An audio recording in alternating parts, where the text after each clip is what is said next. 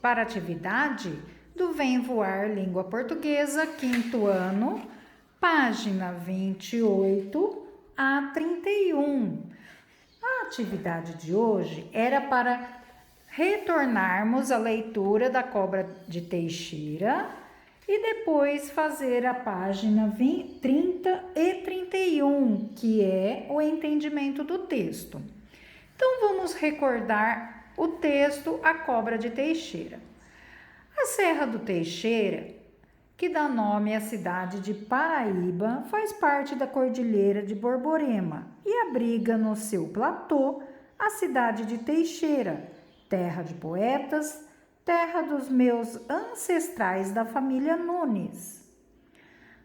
Do topo da pedra do Tendol, a gente avista a cidade de Patos, uma bela cidade no Vale das Espinharas, uma das cidades mais quentes pela sua localização geográfica e também uma das mais bonitas do estado. A Serra do Teixeira concentra mistérios e lendas indígenas que até hoje não foram desvendados, até porque a sua vegetação comporta resquícios da Mata Atlântica e fica praticamente impenetrável durante todo o tempo.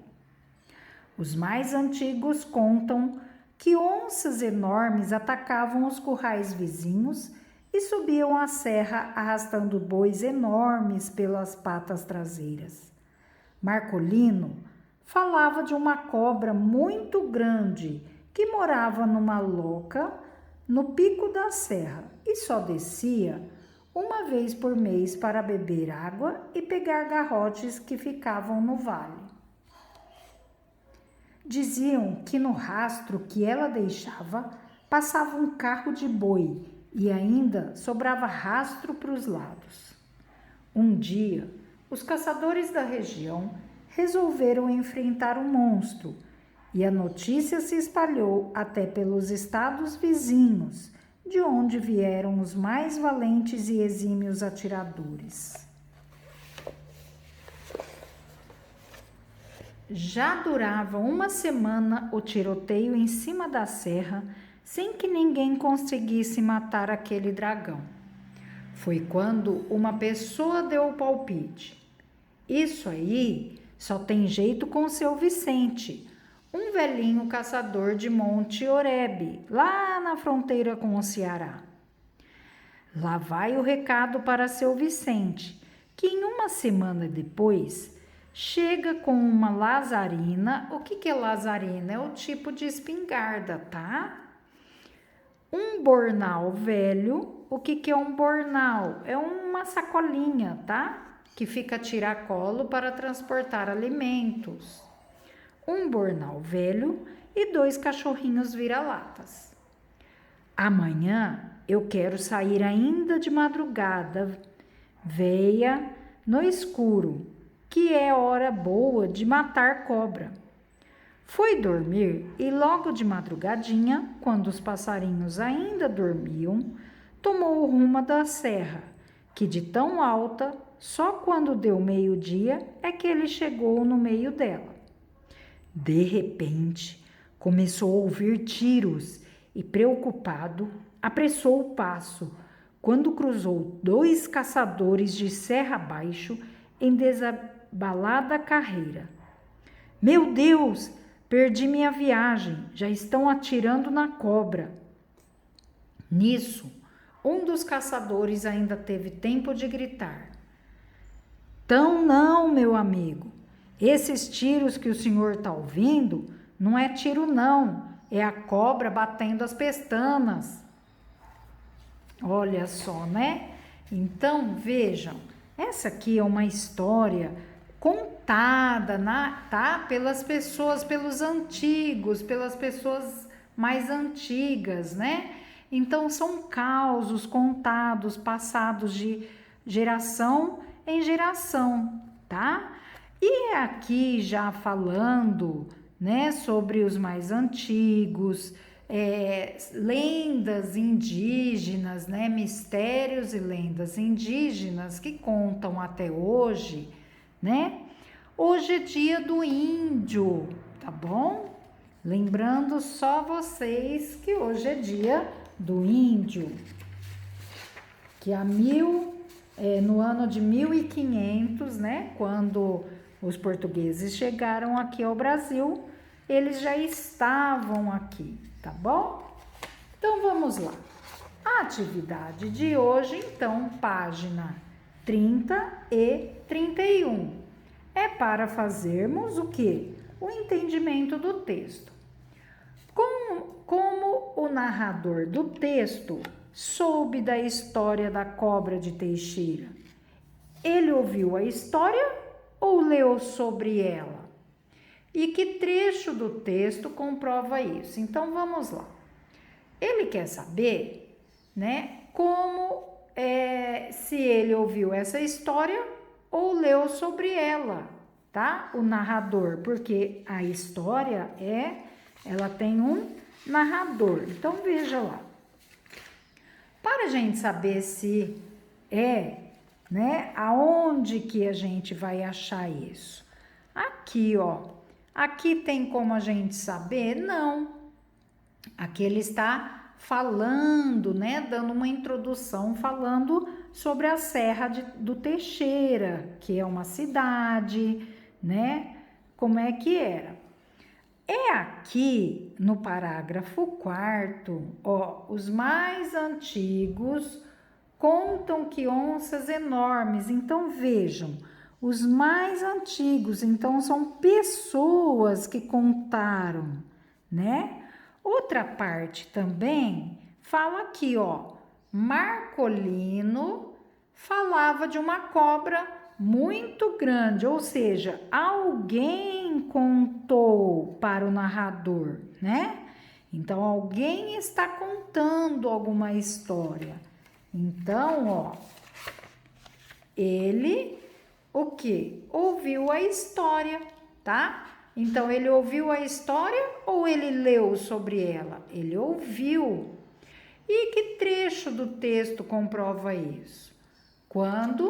No 4º parágrafo, quando fala, os mais antigos contam, tá? Então, ele ouviu a história. E outra parte também é quando fala assim, ó, Marcolino falava de uma cobra, ou seja, então ele também ouviu, tá bom? Certo? Quando o narrador conta o caso da cobra, usa 2 nomes diferentes para referir a ela.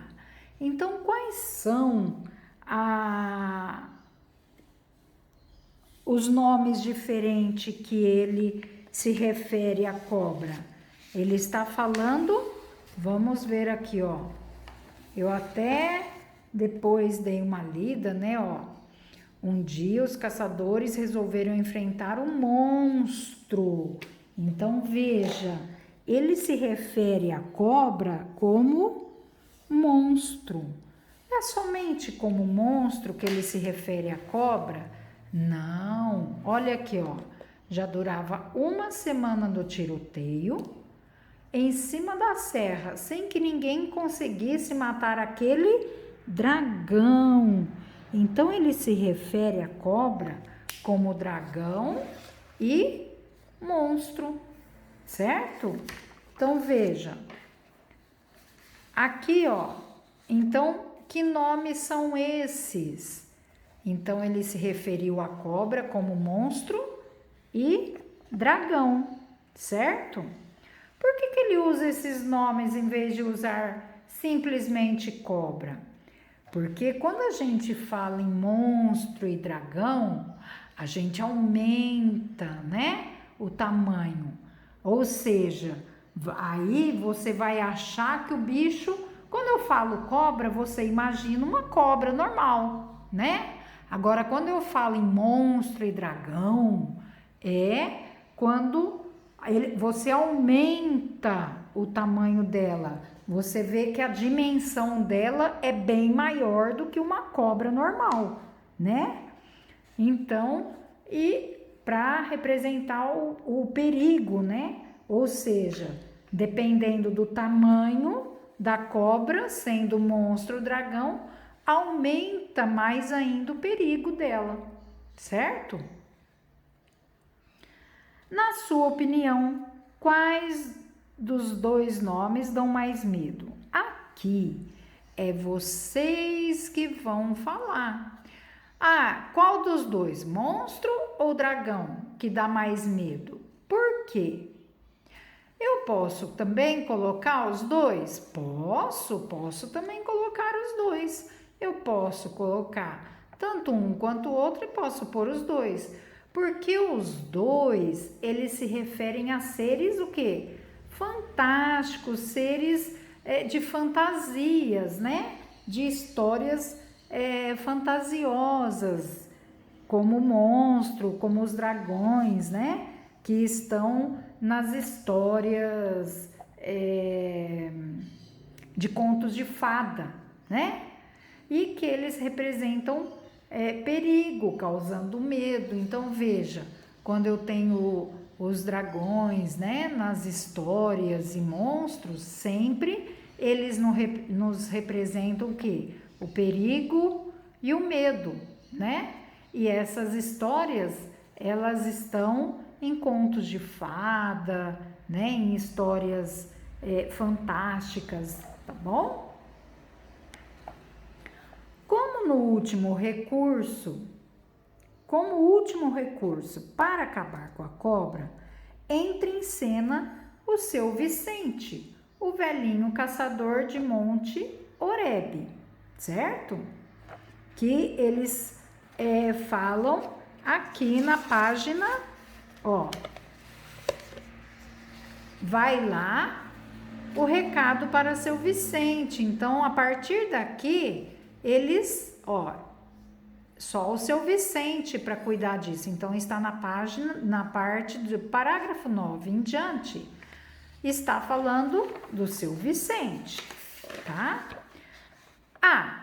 Como o texto apresenta seu Vicente quando ele chega. Então, veja, está aqui, ó, lá vai o recado para seu Vicente de uma semana depois. Então, está aqui, ó, no parágrafo 10. Lá vai o recado para seu Vicente, que uma semana depois, como ele chega? Ó, ele chega com uma lazarina, que é uma espingarda, né? Um tipo de espingarda, com um bornal velho e 2 cachorros vira-latas. Então, o texto apresenta o seu Vicente assim, né? Com uma lazarina, que é o tipo de espingarda, um bornal velho e 2 vira-latas, certo? Agora aqui é com vocês que a impressão, a caracterização dele provocou em você. De uma pessoa de valentia, de uma pessoa que é valente, ou te provocou riso, falando, nossa, um velho vai lá matar uma cobra dessas, né, desse tamanho, ou te provocou risada. Isso depende de você. Na minha opinião, é o que? A impressão de valentia, porque se chamaram ele, é porque ele tem conhecimentos, né? Ele conhece sobre cobras e, pelo visto, ele já matou muitas, né? Ele é muito conhecido lá na região por matar bichos, monstros e dragões, né? Então, aqui vocês podem colocar o que a impressão que vocês tiveram da pessoa, tá bom? Do seu Vicente. Pode trazer para vocês, professora, eu achei engraçado, então coloca a impressão de ser uma coisa engraçada, onde já se viu um velho, né, matar, certo? Vamos agora então para a atividade 4 da página 31. Qual é o momento mais tenso da história? Copie o trecho do causo que melhor representa esse momento. Então, veja, é a parte que mais tenso da história, é aquele clímax. O que vai acontecer, né? Então, lendo aqui, né? Aqui ele foi dormir, aí chegou aqui, ó, no parágrafo 13, de repente começou a ouvir tiros, né? Preocupado, apressou o passo quando cruzou com 2 caçadores de serra baixa, ou seja, esses caçadores estavam descendo a serra correndo, né? Desembestado por causa dos tiros, né? Então essa parte foi o momento mais tenso da história, tá bom? Ah, professora, eu achei outro, então tudo bem, certo? Mas o que importa?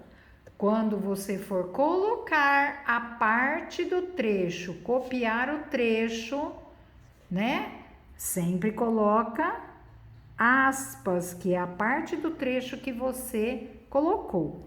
Então foi aqui, ó. De repente começou a ouvir tiros e, preocupado, apressou o passo quando cruzou com 2 caçadores da serra abaixo em desabalada carreira, que é o parágrafo 13, tá bom? A história terminou como você esperava? Qual a sua reação ao ler o final? Aqui é vocês que vão falar, tá? Quando eu li a primeira vez, eu não estava esperando, né? Então era inesperado, eu não estava esperando esse final. Qual foi a sua reação ao ler o final? Então eu comecei a dar risada, né? Então aqui, ó, não esperava esse final. Qual foi a sua reação ao ler o final? Minha reação foi de riso. Minha reação foi de riso, né? Dei risada, porque eu não esperava e o final foi engraçado também, tá bom? O caso que você leu tem características parecidas com as de um anúncio publicitário? Não, isso aqui não foi um anúncio, né? O caso, ele tem característica de um poema? Não, ele não tem rima, não tem versos, né? O caso é parecido com um conto? Sim, ele é parecido sim com um conto, né? Então justifique a sua resposta. Por quê? Porque ele tem as características de um conto. O conto, ele não é narrado? Sim, o conto é narrado, né? Ele tem a introdução, ele tem o desenvolvimento, né? Ele tem a parte da história que é tensa, sempre num conto tem. Ele tem os personagens, ele tem narrador. Então, veja, ele tem praticamente o caso é um conto, tá? Só que é um conto falado do quê? Com as pessoas, são memórias, né? São histórias contadas de geração em geração, o caos, tá bom? Então vamos justificar por que é um conto, é parecido com um conto. O conto, ele tem as características próximas ao conto, o caos, né? Porque é uma narrativa com introdução, desenvolvimento e desfecho. ele possui narrador, personagens, falas, ou seja, ele tem a mesma estrutura do conto, tá bom? Certo? Então, por isso que o causo, ele tem as mesmas características, a mesma estrutura do conto, tá bom? Os causos têm origens na tradição oral, mas a escrita tem um papel importante na preservação da história. Volte ao texto e leia o nome do livro do qual o causo que você leu foi retirado. Por que você acha que o autor escolheu o título Sertão de Beiradeiro? Registro antes que acabe? Explique. Então veja, o que ele está falando é aqui, ó. O livro, essa história, esse causo foi tirado do livro Sertão Beiradeiro, Registro antes que acabe. Ele quer saber por que desse nome, tá? Por quê? Provavelmente, né? Porque o causo, eles são histórias contadas que foi passada de geração em geração. Então, para não acabar com essas histórias, então você tem que o quê? Registrar, ó, registre antes que acabe, tá? Então, por isso, para que essas histórias não sejam esquecidas, tá bom? Então, eu coloquei assim, ó, para fazer referência à importância do registro das tradições orais, para que os textos de origem oral não se acabem, olha aqui, ó, antes que acabe, que não sejam esquecidos. Então, por isso que é importante a gente guardar no registrar, ou seja, escrever, para que essas histórias antigas nunca se acabem, tá bom? E por fim, aqui está falando o que são causos. Então, os causos são o que? Narrativas, olha lá, ó, de origem oral que surgiram na intenção de fixar na memória as histórias de uma região, ou seja, cada região tem o seu causo. Geralmente, elas são o quê? Geralmente são engraçadas, exageradas, por isso dos monstros e dragões, tá? Com um toque de mistério, tá? E essas histórias são contadas de geração em geração, em rodas de amigo ou familiares, para entreter ou dar um exemplo. Hoje também é muito comum encontrarmos causos escritos. Por quê? Para que eles não sejam esquecidos, tá? Eles são publicados em sites ou em livros, certo? Então, essa foi a atividade, as atividades da página 30 e 31, certo? Hoje, dia 19 de abril, dia do índio. Essa foi a atividade do dia 19 de abril de 2021. Espero que tenham gostado. Até a próxima. Tchau, tchau.